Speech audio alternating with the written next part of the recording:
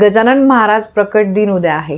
तर गजानन महाराज प्रकट दिनाच्या दिवशी तुम्हाला हा दिवस कसा साजरी करायचा, या दिवशी 2 शब्दांचा उच्चार आपल्याला करायचाच आहे, जे गजानन महाराजांचे अतिशय आवडते हे बोल आहे, शब्द आहे आणि हे शब्द आपण बोलल्यामुळे त्याचा आपल्याला खूप फायदा होणार आहे।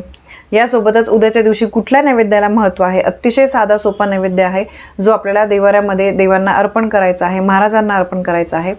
तर ही संपूर्ण माहिती मी तुम्हाला आजच्या व्हिडिओमध्ये देणार आहे। बघा, गजानन महाराज प्रकट दिनाच्या दिवशी महाराजांना प्रसन्न करण्यासाठी आपल्याला हे काही उपाय करायचे आहे, काही शब्द आपल्याला म्हणायचे आहे, काही नैवेद्य दाखवायचा आहे। या दिवशी बघा, आपल्याला सगळ्यात पहिले सकाळी लवकर उठून अंघोळ देवपूजा करायची आहे। यानंतर गजानन महाराजांचे बरेचसे लोक पोथी वाचताय, तर त्या दिवशी त्याचं हे असतं, सांगता असते, पोथी वाचण्याचा शेवटचा दिवस असतो आणि गजानन महाराजांची ही पोथी जी आहे ती वाचल्यामुळे त्या सेवेचं त्वरित फळ सुद्धा मिळतं। खूप लोक गजानन महाराजांचे भक्त आहे आणि बऱ्याचशा लोकांना गजानन महाराज आणि स्वामी समर्थ यांच्यामध्ये बरंचसं साम्य त्यांना दिसून येतं। तर त्यामुळे बघा, पोथी वगैरे जे वाचत आहे त्यांच्यासाठी नियम वगैरे त्यांचे सगळे चालू आहेत, आता पोथी वाचन पण चालू आहे। तर जे पोथी वगैरे वाचत नाही, तर कमीत कमी आपल्याला काही सेवा करायची आहे, काही सोप्या तुम्हाला गोष्टी करायच्या आहे। तर सगळ्यात पहिले मी तुम्हाला सांगते की गजानन महाराजांबद्दल थोडीशी माहिती आहे, तर ती मी तुम्हाला सांगते। माघ वद्य सप्तमी म्हणजे 23 फेब्रुवारी 1878 रोजी बुलढाणा येथे शेगाव येथे गजानन महाराज दिगंबर अवस्थेमध्ये लोकांच्या दृष्टीस पडले होते आणि हा दिवस गजानन महाराजांचा प्रकट दिन म्हणून साजरा केला जातो। माघ वद्य सप्तमी।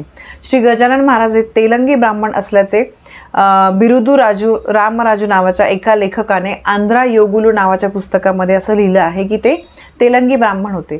गजानन महाराज गुढी, परमहंस, संन्यासी, जीवनमुक्त असे महान संत होते। गणगण गणात बोते हा त्यांनी दिलेला सगळ्यात महान मंत्र आहे। आणि वराड प्रांतामध्ये खामगाव तालुक्यामध्ये शेगाव नावाचं एक गाव आहे। त्या दिवशी शेगावात पातुरकरांच्या घरी मुलाच्या ऋतुशांतीचा कार्यक्रम होता। घरामध्ये जेवणासाठी पंक्ती उठत होत्या। उष्ट्या पत्रावळी उकिरड्यावर टाकल्या जात होतं आणि दुपारची वेळ होती। अचानक एक तेजस्वी तरुण तेथे अवतरले।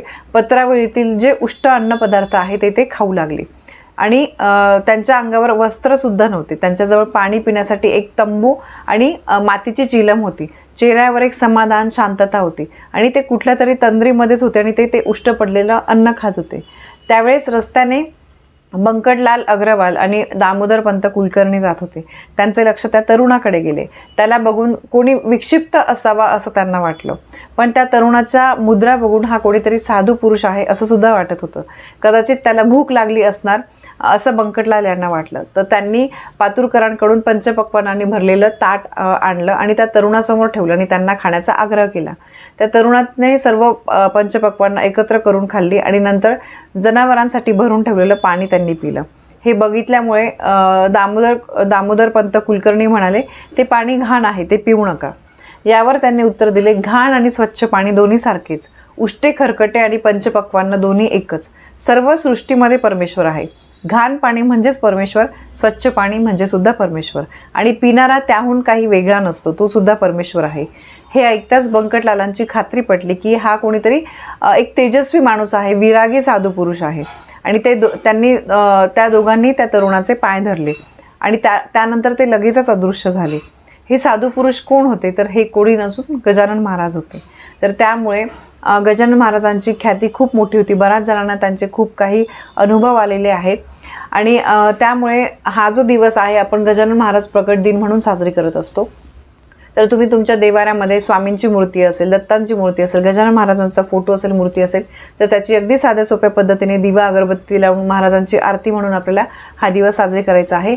आणि या दिवशी तुम्हाला एक नैवेद्य न चुकता अर्पण करायचा आहे, तो म्हणजे सगळ्यात गजानन महाराजांच्या आवडीचा नैवेद्य, पिठलं, भाकरी, कांदा, मिरचीचा ठेचा आणि शिरा। कळालं? पिठलं भाकरीचा नैवेद्य हा सगळ्यात महत्त्वाचा आहे। त्यासोबत कांदा आणि मिरचीची चटणी म्हणजे आपण ठेचा म्हणतो आणि गोड पदार्थ म्हणजे शिरा। हा नैवेद्य आपण घरीच संध्याकाळी बनवून देवांसमोर ठेवून त्यानंतर आपण प्रसाद म्हणून खाऊ शकतो। तर बघा, गजानन महाराज प्रकट दिन हा अतिशय महत्त्वाचा आहे, शुभ दिवस आहे, फार मोठी। या दिवशी आपण बघा काही जास्त सेवा वगैरे नाही आहे, ज्यांची पोथी आहे त्यांच्यासाठी भरपूर मोठी सेवा आहे। माझी आईसुद्धा गजानन महाराजांची सेवा करते, तीसुद्धा पोथी वाचते। तर नक्कीच तुम्ही पण करत असाल तर त्याप्रमाणे पोथीचं त्या दिवशी आपल्याला पारायणाची सांगता करायची असते.